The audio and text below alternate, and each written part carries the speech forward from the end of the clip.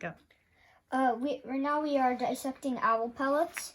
I think this pellet is mostly the jaw and the top of the back, a bit of the ribs, the shoulders, because I've been finding maybe scapulas, lots of teeth, some parts of the jaw. Any other bones? Oh, I think I found another tooth. Wow. And so how does it become a pellet?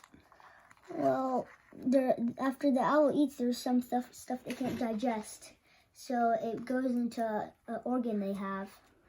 And then they throw it up then it becomes full. Then it becomes this pellet.